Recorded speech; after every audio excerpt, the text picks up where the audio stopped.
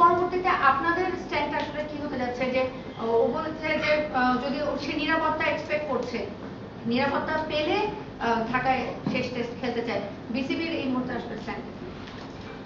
আমি তো আসলে কোনো এজেন্সি না, আসলে পুলিশ বা র্যাব, এটা আসলে এটা আমার হাতে না, আমার বা বিসিবির হাতে না। আসলে এটা আসলে পুরো ওই গভর্নমেন্ট লেভেল থেকে আসতে হবে। ওই নিরাপত্তা দুই রকম, একটা হলো কি আপনার ক্লিয়ারেন্স ফ্রম জানি না, ও হয়তো বলেছে, আরেকটা হলো কি আপনার মনে করেন আমাদের স্পেকটেটরও আছে, সেই ব্যাপারটা তার ডিসিশন নিতে হবে। এটা আসলে আমরা এটাতে যেমন পার্ট হতে পারবো না। আসলে এটা আমি এই মুহূর্তে আমরা কিছু বলতে পারবো না বোর্ড থেকে আমরা কি করতে পারি, বিকজ আমরা তো আসলে একজন ব্যক্তিগত মানুষকে নিরাপত্তা দেওয়ার মতো আমাদের ইয়ে নাই, মানে কি বলবো, অ্যাবিলিটি নাই আর কি বোর্ড।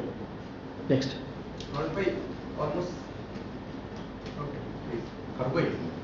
আপনার সাকিবের এই ইস্যুটা যখন সাকিব প্রথমবার বললেন আপনাকে, আর কথা যদি ঠিকভাবে বুঝে থাকি, পরশু দিনে আপনি প্রথমবার এটা জানতে পেরেছেন সাকিবের কাছ থেকে, রাইট?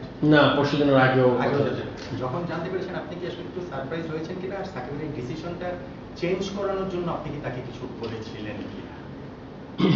আসলে Shakib is going through a difficult phase of his life, সব দিক থেকেই। আমার আসলে খুব বেশি কিছু বলার ছিল না, তাকে বোঝানোর চেষ্টা করি নাই। সে যে কারণটা দেখিয়েছে যে একটা প্লেয়ার যখন বুঝতে পারে যে একটা টাইম মনে করে যে সে যেই জিনিসটা করেছে এত বছর, সে মনে করেছে শর্টার ভার্সনে রাইট টাইম, যে অন্য জায়গায় যে নিবে তার জন্য এনাফ অপরচুনিটি ক্রিয়েট করা। সো দ্য 2026 আমাদের T20 ওয়ার্ল্ড কাপ আছে, ওইটার জন্য যদি রেডি হতে পারার জায়গায় যে এক্সপ্লেনেশন সে দিয়েছে, এক্স্যাক্টলি সেম কথাই বলেছে। টেস্টের ব্যাপারে সে খেলতে চেয়েছিল, যে ঢাকা থেকে সে করতে চায়, এটা তো আমি সম্মান জানিয়েছি। তখন এটাও কথা হয়েছে যে তাকে মানে ওই লেভেল থেকে তার কেসের ব্যাপারে কি হবে না হবে এটা আমি বলেছি যে এটা আমাদের তেমন কিছু করার নেই, মানে অ্যাজ এ বোর্ড। বাট পুরোপুরি ওই জিনিসটা আছে যে ও যদি এখান থেকে লাস্ট টেস্টটা খেলতে পারে, ওর মতে আমি বিশ্বাস করি যে নাথিং লাইক ইট। সেটা যদি হয় খুব ভালো হবে, আর বাকিটা ওর ডিসাইড করতে হবে, কেননা ক্লিয়ারেন্সটা কে দিবে এটা আমাদের বোর্ড থেকে কিন্তু আমরা ক্লিয়ারেন্স দিতে পারবো না। এই ব্যাপারটা এটা অবশ্যই আপনার একদম উচ্চ পর্যায়ে থেকে আসতে হবে।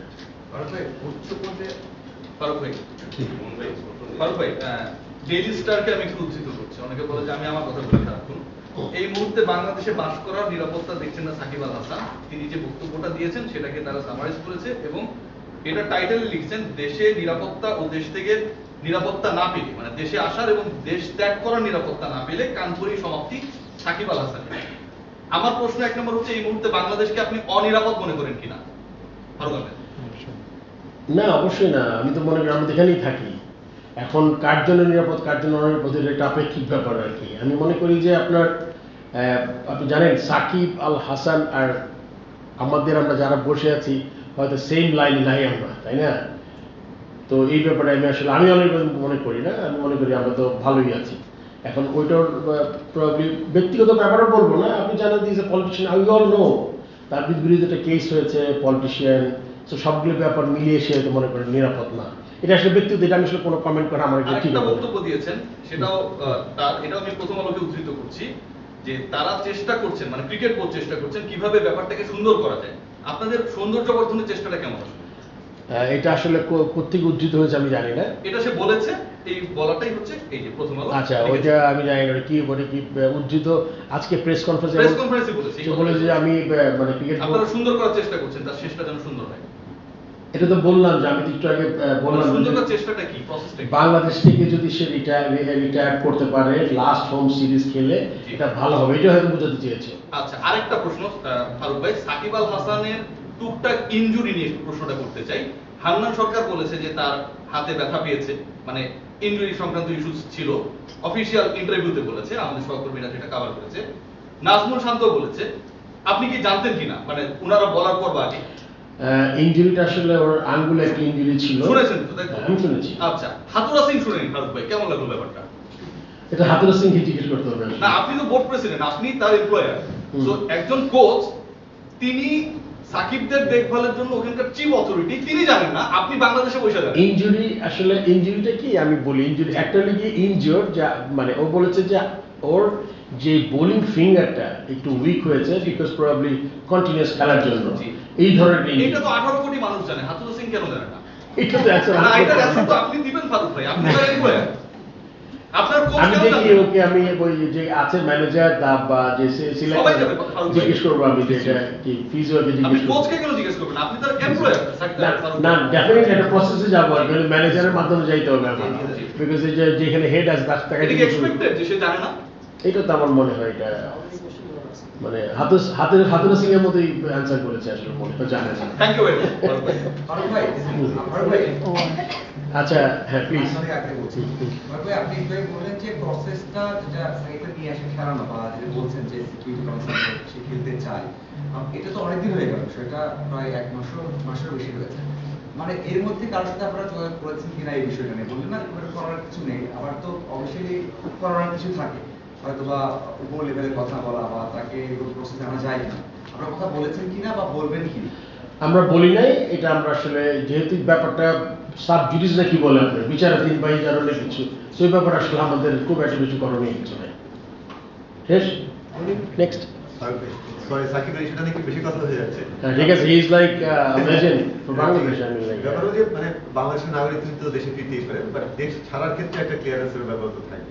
তো যেটা হলো যে যদি শেষ পর্যন্ত সেই ক্লিয়ারেন্স বা নিশ্চয়তা তিনি না পান, উইচ ইজ ভেরি আনলাইকলি, কারণ মানে আরো 155 জন আছে এই মামলায় আসলে, তার ক্ষেত্রে আলাদা বিবেচনা করা হবে কিনা এই ব্যাপারগুলো নিশ্চয়ই থাকে।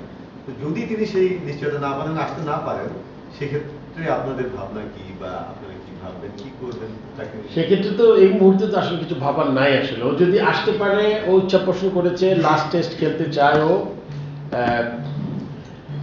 ওইটা তখন ওই সিচুয়েশন যখন অ্যারাইজ করবে তখন আমরা এটা নিয়ে চিন্তা করবো। এই মুহূর্তে আসলে এটা এত আগে চিন্তা করতে চাই না।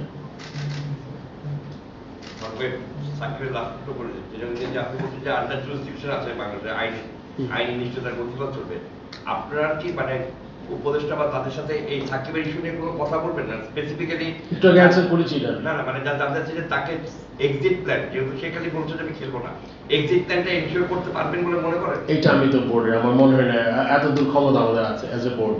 তাহলে তো মনে হয় খানপুরটাই last test. If he plays, হ্যাঁ। That's the news for us. না না এখান থেকে আমি কেমনে বলবো, still the match is like let selector team management injury করলো, এটা তো আমি ওই মুহূর্তে বলতে পারবো না। If he plays that might be his last game, if he doesn't come. Farooq ভাই, আপনি বললেন যে আপনি জানতেন সাকিব আল হাসানের ইনজুরি ছিল, এই ইনজুরিটা কি ম্যাচের আগে থেকেই ছিল নাকি ম্যাচে গিয়ে হয়েছে? ইনজুরি না, এটা তো বললাম যে একটা যে বোলিং ফিঙ্গারটা আমরা দেখেছি সাকিব যেরকম বল করে লাস্ট টেস্টে, তা আপনি খুশি আছে সাকিব বোলার হিসেবে খুশি ছিলেন? বল হাতে ছুটে যাচ্ছিল, ও তো ইজ ভেরি ইন্টেলিজেন্ট, হ্যাঁ, ও জানে, ওর সবচেয়ে ভালো জানে ওর কি অবস্থা। তো ও মনে করেন ওর হাতটা বলছে যে বল করতে তো বোলিং ফিঙ্গারটা উইক হয়ে গেছে, he needs to do some strengthening programme. So আমি জানতাম এটা তো আস্তে আস্তে হয়েছে, মানে ইটস নট একটা ইঞ্জুরি লিখে ভেঙে গেছে, হ্যামস্ট্রিং টান লেগেছে, এটা তো ওই ধরনের না, ইট ইজ লাইক একটু উইকার ফিঙ্গার। এটাকে উনি কি ম্যাচের আগে থেকেই ফিল করছিলেন নাকি ম্যাচে যাওয়ার পর? আমার মনে হয় ম্যাচ সেকেন্ড টেস্টের পরে আরো মানে পাকিস্তান থেকে আসার পরে ফার্স্ট টেস্টের পরে আবার আরো বেশি ফিল করেছে। তো ওই অবস্থায় মানে যেহেতু তিনি আসলে ফিল করতে পারছিলেন না তার বোলিং ফিঙ্গারটা আসলে, তো ওই অবস্থায় বোঝাই যাচ্ছে যে তিনি আসলে পুরোপুরি ফিট নন। ওই অবস্থায় তাকে ম্যাচ খেলানোর আসলে কতক্ষণ? আমি তো সিলেক্টর না, বা I don't take decisions because এটা লিগে টিম ম্যানেজমেন্ট আছে, সিলেক্টরস আছে, ওখানে ঢাকায় চিফ সিলেক্টর আছে, উনি বলতে পারবেন। বিপিএল এর ব্যাপারে আসি একটু, মানে 95% আপনি বলছেন যে ঠিক হয়ে গেছে, মানে 5 ভাগ হচ্ছিল অনুষ্ঠিত বা অন্য যে দলটার কথা বলছেন, যে 3টা দল পরিবর্তন হয়েছে